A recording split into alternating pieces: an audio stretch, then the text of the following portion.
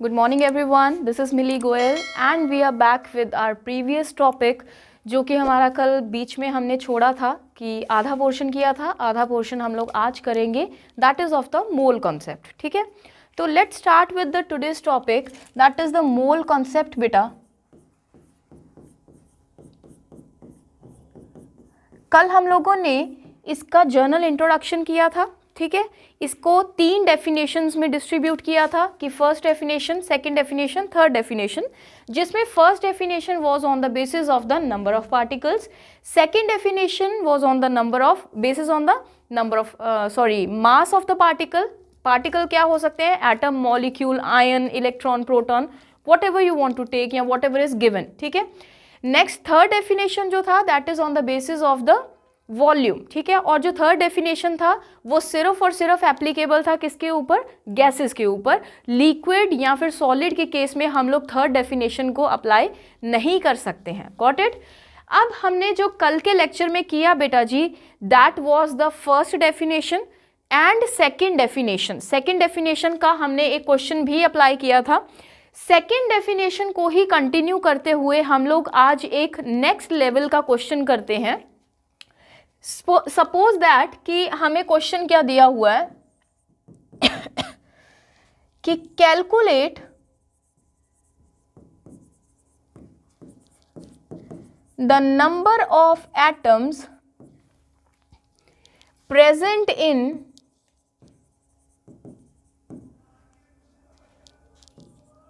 23 grams of sodium. Now this is the next level question. ये हमारा एक next level का क्वेश्चन है. ठीक है, जिसमें हम लोगों ने क्या देखा कि हमसे पूछा क्या गया है? नंबर ऑफ एटम्स, और हमें दिया क्या है? ग्राम, यानी कि मास दिया हुआ है. ठीक है, तो यहां से हमें क्या पता चलता है बेटा कि this is the combination of first and second definition. ये दोनों डेफिनेशंस का एक कॉम्बिनेशन है, जिसमें से पहली डेफिनेशन क्या है? नंबर ऑफ एटम्स, और दूसरी डेफिनेशन कहाँ से पता चलती है? मास से. ठीक है, तो जब हमारे पास एक ऐसा क्वेश्चन आ जाए, इससे अपर लेवल का क्वेश्चन आपको पेपर में नहीं मिलेगा. This is the tough most question for the exam. ठीक है, ये आपको PS टेट का जो एग्जाम है, चाहे कोई भी कॉम्पिटिटिव एग्जाम है पंजाब गवर्नमेंट का जिसमें केमिस्ट्री आ रही है, तो उसमें आपको इससे ज़्यादा डिफिकल्ट जो क्वेश्चन है वो नहीं मिलेगा from the mole concept. So ये जो है हमारे पास, it is the hardest level of the question. ठीक है, from the topic mole concept.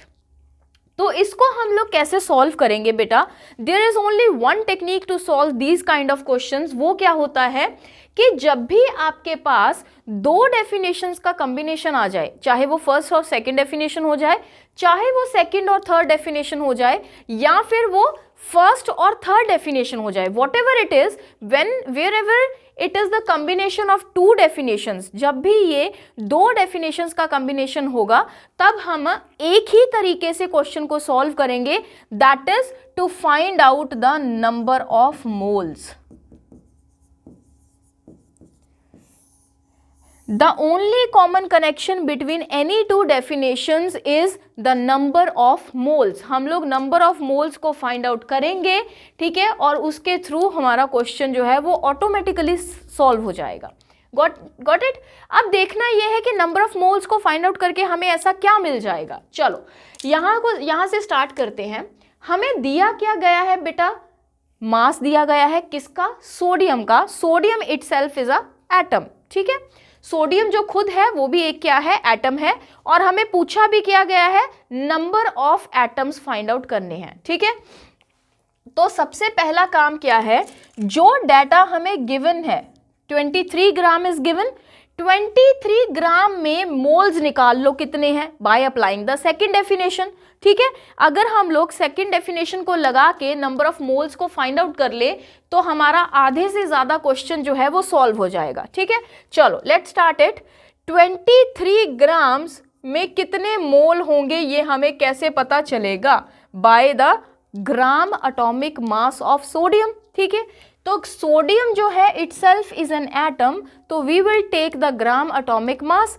तो ग्राम एटॉमिक मास सोडियम का कितना होता है? इट इज 23 ग्राम्स, ठीक है। सोडियम का atomic number is 11 and atomic mass is 23 and gram atomic mass is 23 grams, ठीक है। तो यहाँ पे बेटा आपको इसका मतलब ये हो गया कि 23 ग्राम्स में कितने मोल्स हैं, 1 मोल। तो हमारे पास नंबर ऑफ मोल्स आ गए 1 मोल। अब हम लोग 1 मोल में एटम निकाल सकते हैं by applying the first definition. तो जो डाटा आपको गिवन है उसके बेसिस पे नंबर ऑफ मोल्स निकाल लो, और जितने नंबर ऑफ मोल्स आ गए उसको लगा के आप लोग नंबर ऑफ एटम्स निकाल लो, ठीक है। तो नंबर ऑफ मोल्स, 1 मोल में 1 मोल सोडियम, ठीक है, 1 मोल सोडियम में कितने एटम्स आ जाएंगे, 6.022 into 10 to power 23 atoms. Understood बेटा जी, ठीक है। तो ये हमारे पास क्या आ गया, number of atoms present in 23 grams of sodium. तो ये जो हमारा क्वेश्चन था बेटा, इसमें 2 डेफिनेशंस को यूज किया गया। जब भी आपके पास इस तरह का कोई क्वेश्चन आता है तो आप सबसे पहले उसमें क्या निकालोगे, नंबर ऑफ मोल्स को निकालोगे, और जो डाटा आपको गिवन है उसके बेसिस पे नंबर ऑफ मोल्स निकालो, और जो आपको फाइंड आउट करना है उसकी डेफिनेशन लगा दो, चाहे वो फर्स्ट है, चाहे वो सेकंड है, चाहे वो थर्ड है, ठीक है। तो ये हमारा जो क्वेश्चन है बेटा ये सॉल्व हो गया। तो कितने एटम्स आ जाएंगे 23 ग्राम में, इतने आ जाएंगे Na एटम्स, ठीक है। तो ये हमारा थर्ड टाइप ऑफ क्वेश्चन था on the basis of first and second definition. Understood. Next आ गया अगला जो है हमारा, that is the third definition. Third definition, ठीक है। नाउ थर्ड डेफिनेशन क्या कहती है, it is on the basis of volume.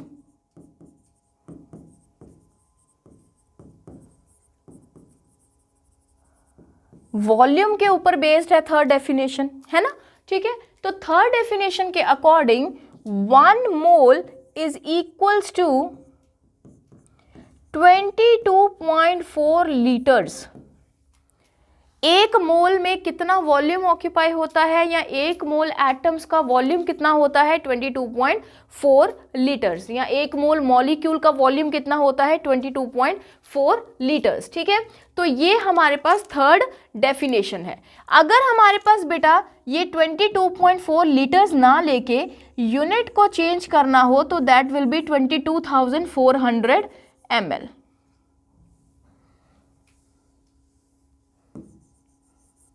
ठीक है।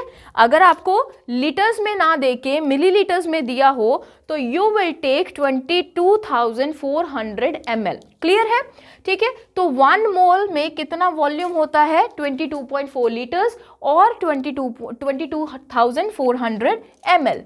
नाउ चलो अब हम लोग क्या करेंगे, क्वेश्चन को अप्लाई करेंगे। Calculate the volume, calculate the volume of, yeah, calculate the volume occupied by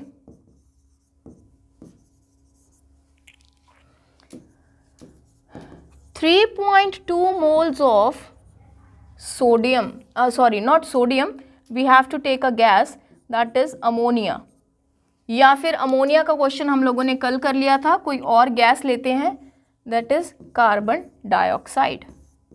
ये हमारा क्वेश्चन है, ठीक है, कि calculate the volume occupied by 3.2 moles of the carbon dioxide. Now carbon dioxide itself is a gas, ठीक है, ये gas होती है। तो यहाँ पे बेटा हम लोग थर्ड डेफिनेशन को लगाएंगे, 1 mole of carbon dioxide will be equals to, या विल कंटेन 22.4 लीटर्स, ठीक है, और हमें दिए कितने हैं, 3.2 मोल्स। तो अगेन जिसको तो डायरेक्टली आता है वो डायरेक्टली करेगा, जिसको नहीं आता है तो this divided by this multiply by this, ठीक है। तो ये क्या बन जाएगा, 22.4 upon 1 multiply by 3.2, this will be the answer and it will be in litres, ये लीटर्स में होगा, ठीक है, नॉट इन द ml। अगर आपको मिलीलीटर्स में आंसर दिया गया है तो you have to convert it into the millilitre by multiplying by 1000। Understood बेटा जी। तो ये हमारे पास अपना क्या आ गया, आंसर आ गया। This is the question on the basis of the third definition of mole concept. ठीक है, अभी हम लोग नेक्स्ट टाइप ऑफ क्वेश्चन करेंगे कि यही सेम क्वेश्चन अगर हम लोग ले लें, उसमें हम लोग क्या कैलकुलेट करेंगे कि चलो इसी को मॉडिफाई करते हैं। Calculate the the number of molecules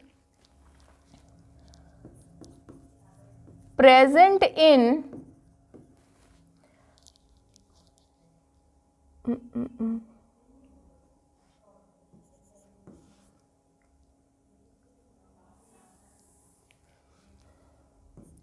11.2 liters of ammonia. This is our question. ठीक है, हम लोग 11.2 लीटर्स में कितने अमोनिया के मॉलिक्यूल्स होते हैं इसको फाइंड आउट करेंगे। अगेन नाउ हमें पूछा क्या गया है, नंबर ऑफ मॉलिक्यूल्स, और हमें दिया क्या गया है, volume. That means again it is the combination of two definitions, that is the first and third. ठीक है, पहली और तीसरी डेफिनेशन का कॉम्बिनेशन है बेटा ये। तो इसमें हम लोग कैसे सॉल्व करेंगे, जो डाटा हम लोगों को दिया है उससे हम लोग नंबर ऑफ मोल्स को फाइंड आउट करेंगे। ठीक है, तो 11.2 लीटर्स में कितने मोल्स आते हैं वो हम लोगों को फाइंड आउट करना है। क्लियर है? ठीक है, तो ये जो है यहाँ पे 22.4 लीटर्स में कितने मोल होते हैं, 1 मोल।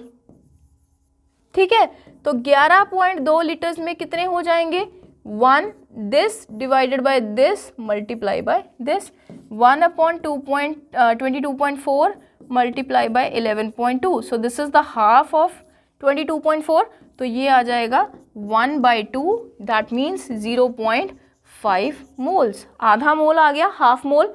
ठीक है, तो हाफ मोल जो है वो हमारा आंसर आ गया। लेकिन ये कंप्लीट क्वेश्चन नहीं है, because we need to find out the number of molecules yet. ठीक है, हमें नंबर ऑफ मॉलिक्यूल्स को फाइंड आउट करना है बेटा। तो नंबर ऑफ मॉलिक्यूल्स कैसे निकलेंगे, अब हमारे पास number of moles are given and we have to find out the number of molecules, that means we have to apply the first definition. तो हम लोग फर्स्ट डेफिनेशन को अप्लाई करेंगे। ये रहा हमारा second step, this is the first step, this is the second step. ठीक है, तो सेकेंड स्टेप में हम लोग क्या करेंगे, जो चीज दी हुई है that means moles are given, 1 mole में कितने मॉलिक्यूल्स होंगे। Now ammonia itself is a molecule, ammonia खुद क्या है, मॉलिक्यूल है। दैट मीन्स इसका हम लोग डायरेक्ट डेफिनेशन अप्लाई करके आंसर निकाल सकते हैं। हमें निकालने भी मॉलिक्यूल्स ही हैं और हमें दिया भी मॉलिक्यूल ही गया है। ठीक है, तो 1 मोल में कितने मॉलिक्यूल्स आएंगे, Na मॉलिक्यूल्स। ठीक है, और जितने मोल्स आए हैं दैट मीन्स 0.5 मोल में कितने होंगे, ऑब्वियसली अगर मोल को हाफ कर दिया तो ये जो नंबर ऑफ मॉलिक्यूल्स हैं वो भी हाफ हो जाएंगे, तो दैट विल बी Na/2। ठीक है, तो Na/2 that means 3.011 into 10⁻23 molecules will be there. This is our final answer according to this question. Understood बेटा? अब हमारे पास अगर मैं इसको एक लेवल और अप कर दूं, ठीक है, इस क्वेश्चन को एक लेवल और अप कर दूं, मैं आपको ये बोलूं कि what will be the number of hydrogen atoms. ठीक है, number of hydrogen atoms in this much molecules, इतने मॉलिक्यूल्स में कितने हाइड्रोजन एटम होंगे। या फिर मैं ये बोल सकती हूं इसकी जगह पे, अगर मैं क्वेश्चन को एक लेवल और अप लेके जाऊं कि 11.2 लीटर्स में अमोनिया में कितने हाइड्रोजन एटम्स प्रेजेंट होंगे। तो how will you solve this question, तो आप लोग इसको क्वेश्चन को कैसे सॉल्व करोगे। ठीक है, अब हमें क्या पूछा गया बेटा, यहाँ तक ये क्वेश्चन बिल्कुल ऐसे ही होगा सॉल्व। मॉलिक्यूल्स निकाल लिए हम लोगों ने, दैट मीन्स अमोनिया इतना आ गया, अमोनिया के कितने मॉलिक्यूल्स आ गए, Na/2। अब एक अमोनिया में कितने हाइड्रोजन एटम्स हैं? 3, 3H एटम्स, ठीक है। लेकिन अगर हम लोगों को Na/2 में निकालना है, Na/2 में, तो कितना हो जाएगा? 3Na/2 हो जाएगा ना, ट्रिपल हो जाएंगे, ठीक है। तो अगर हम लोगों को हाइड्रोजन एटम निकालने के लिए बोला जाए इन दिस क्वेश्चन, तो हम लोग क्या करेंगे? पहले एक मॉलिक्यूल में हाइड्रोजन एटम निकालेंगे, फिर हम लोग जितना हमारा आंसर आया उसमें निकालेंगे। एक मॉलिक्यूल में 3 हाइड्रोजन एटम्स हैं, तो हमारे Na/2 में कितने होंगे? 3Na/2, 3 से मल्टीप्लाई हो जाएगा, 3 टाइम्स हो जाएंगे। और अगर हमें नाइट्रोजन एटम का पूछा जाए, तो एक मॉलिक्यूल में एक ही नाइट्रोजन एटम है, दैट मीन्स Na/2 में भी कितने होंगे? Na/2, ठीक है। एक मॉलिक्यूल में एक है, तो Na/2 में कितने होंगे? Na/2। अंडरस्टूड बेटा जी? तो दिस इज आवर आंसर। ये हमारा 3-4 तरह के क्वेश्चन हम लोगों ने इसमें सॉल्व किए हैं। पहला क्वेश्चन क्या सॉल्व किया कि 11.2 लीटर्स ऑफ अमोनिया में कितने मोल्स हैं, वो हम लोगों ने यहाँ पे निकाले, दैट इज द 0.5 मोल्स, ठीक है। दूसरा क्वेश्चन हम लोगों ने इसमें क्या किया, 11.2 लीटर्स में कितने मॉलिक्यूल्स हैं, तो वो हम लोगों ने सेकेंड क्वेश्चन सॉल्व किया, and that is Na/2। Third question हम लोगों ने सॉल्व किया कि 11.2 लीटर्स ऑफ अमोनिया में कितने हाइड्रोजन एटम्स हैं, तो वो भी हम लोगों ने सॉल्व किया, that is 3Na/2। Fourth question हम लोगों ने सॉल्व किया कि 11.2 लीटर्स ऑफ अमोनिया में कितने नाइट्रोजन एटम्स हैं, तो वो भी हमने सॉल्व किया, दैट इज Na/2, ठीक है। अब एक फिफ्थ टाइप ऑफ क्वेश्चन आपको पूछा जाए कि 11.2 लीटर्स ऑफ अमोनिया में कितने एटम्स प्रेजेंट हैं, कोई स्पेसिफिक एटम मेंशन नहीं किया है, किसी हाइड्रोजन की नाइट्रोजन की कोई बात नहीं हो रही है, आपको सिंपली पूछा गया है कि टोटल नंबर ऑफ एटम्स कितने होंगे इन 11.2 लीटर्स ऑफ अमोनिया। तो आप लोगों ने 3Na/2 हाइड्रोजन निकाले हैं, Na/2 नाइट्रोजन निकाले हैं, तो इन दोनों को अगर जोड़ दें हम लोग, तो हमारे पास आंसर आ जाएगा ना 4Na/2, है ना। तो 4Na/2 क्या हो गया, दैट इज 2Na। तो टोटल नंबर ऑफ एटम्स कितने आ गए? 2Na, that is the total atoms. तो हम लोगों ने एक ही क्वेश्चन में 5 क्वेश्चंस को सॉल्व किया है, ठीक है। So this is the toughest जो हो सकता है, टफेस्ट क्वेश्चन वो यही हो सकता है। यही इन द सेंस कि स्टेटमेंट नहीं सेम आएगा, बट इससे ज़्यादा टिपिकल पार्ट आपको सॉल्व करने के लिए नहीं दिया जाएगा इन द कंपटीशन ऑल्सो, ठीक है। तो ये बेटा मोल कॉन्सेप्ट की थर्ड डेफिनेशन और फर्स्ट डेफिनेशन का जो है कॉम्बिनेशन था, ठीक है। इसके बीच में मास को भी इंक्लूड कर सकते हैं, इसके बीच में नंबर ऑफ पार्टिकल्स को भी इंक्लूड कर सकते हैं, एंड वॉल्यूम को भी इंक्लूड कर सकते हैं। Got it? So this is the third definition of the mole concept. On moving ahead, हमारे पास नंबर ऑफ मोल्स को निकालने के 3 फॉर्मूला है। पहला फॉर्मूला क्या है, अगर आपके पास बिल्कुल टाइम नहीं है, अगर आपको कुछ भी समझ में नहीं आ रहा है, तो just find out the number of moles, ठीक है। अगर आपको नहीं दिया है तो कैसे ही निकालोगे, है ना।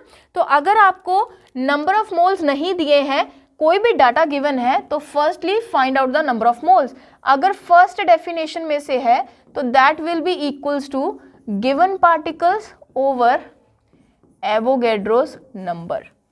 Got it? ठीक है। Second is number of moles